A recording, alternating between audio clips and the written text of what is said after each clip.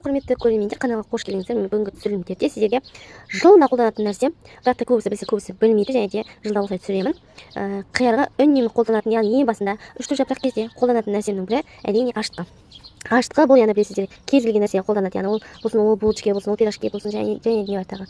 Ол нанға көбінесе қолданатын дрож. Дрождың да екі түрі болады. Біріншісі осындай құрғақ ашытқы, екіншісі кәдімгі маргарин сияқты ыдыста қағазда оралған, қалай айтсам болады, баяғының әжелеріміз жасаған ашытқы екі түрі болады. Бірақ көбінесе ол ашытқыны табу өте қиынға соғады қазіргі кезде. Сол себепті де көбінесе осындай құрғақ дрождар алған тиімді. Бірақ та ол тез еритін болса, мынаны кішкене қоюымызға тура келеді. Яғни бұл не үшін қажет?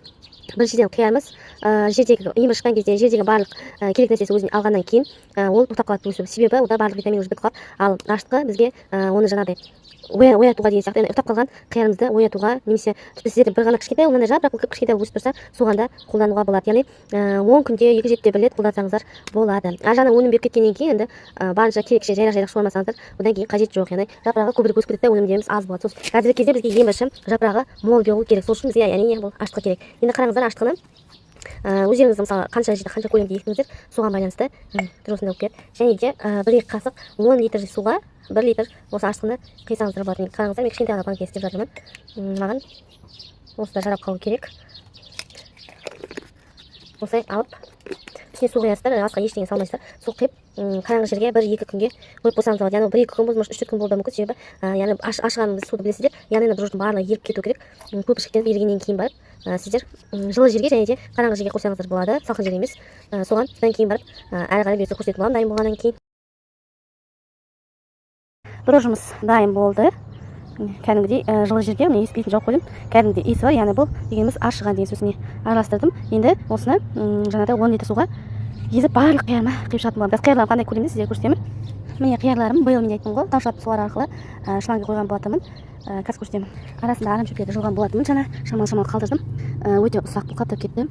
Қазір сіздерге көрсетемін, аяз соққан және де аяз соқпаған. Аяз соқпағаны яғни көшет арқылы отырғызғаным көріп тұрсаңыздар жаман емес. Және де асын кәдімгі топырақпен көтердім, себебі ұсақ тамырлар шығып бастап жатыр. Мына жердегі су, яғни көтеріп міне қойын салып кетемін. Енді бұның тамыры кете береді.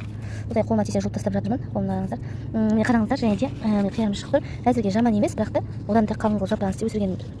Сол себептен жаңағы ашытқыны қолданатын боламын. Ашытқы ең біріншіден гүлдендеп жатқан кезде, көріп тұрсаңыздар, гүлдендеп жатқан кезде жаңағыдай өнімін мол қылады, және де жапырақтан қалың, жаңағыдай азот қылып өте керемет қылады, және де әртүрлі аурулардан сақтайды. Міне құмырсқалар өте көп, ана келесі дейтін, сол себептен соған да жаңа шашамын. Қазір алдында салқындықта екен қиярды көрсетемін. Міне салқыннан кейін ерген қияр. Салқында барынша ешікпей жатқан қиярым. Міне қараңыздар, әлі де анаған қарағанда дамымай жатыр. Себебі бұл стресс алып тұр. Қанша дегенмен көріп тұрсаңыздар, әлі де өте кішкентай, дегенмен де өсіп кетеді деген ойдамын.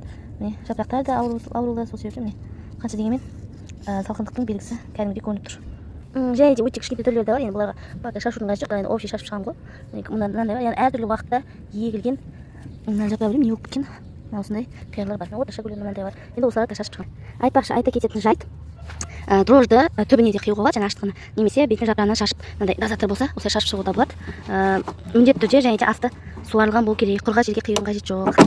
Ішін тазартып аламыз, әріптен қаппағын, яғни ешқандай мусор болмау керек деген сияқты жауып. Енді қараңыздар, менде 1 литрде болмайды, сол себептен осының барлығын қидым. Және де кәдімгі краннан капельный палетпен осылай кран не арқылы суарып жатырмын. Жайлатып қоямыз суды. Осы судан аламын. Бұл ашытқыны тек қана қиярға емес, сонымен қатар жаңағы клубникаға да, помидорларыңыз басында көтерілмей жатқан кезде анда істеуге болады. Одан кейін уже олар жировать етіп кетеді ғой. Жапырақтар қалың болып, өнім аз болды, сол себептен бас жағында істеген дұрыс. Қиярға енді ол артық етпейді. Қиярға айына 1 рет, 3 жеті 1 рет істеп қойсаңыздар болады. Міне суымыз толды. Енді жаймен де осылай құйып шығамыз. Көбінесе мыналарға жаңағы алу шам болып тұрған қиярларға құйып шығамын. Өйстіп шашып шығсаңыздар болады. Төбіне қисаңыздар да болады. Көрдіңіздер ғой да? Жапырақтарына сіңеді осылай. Сізге үлгісін көрсе, олай шашып шығасыз. Ешқандай қиындығы жоқ. Жапырағына шашпай, төбіне де қисаңыздар да болады. Қайсына істесеңіздер, төбіне қисаңыздар да, жапырағына қисаңыздар да, қалай болса да олар сіңіріп алады. Сол себептен осылай бас жағында істеген дұрыс. Канал жазуды ұмытпаңыздар, және қоңырау жаны басуды ұмытпаңыздар. Өнімдеріңіз мол болсын, бұйырса тағы да бөлісіп отыратын боламын.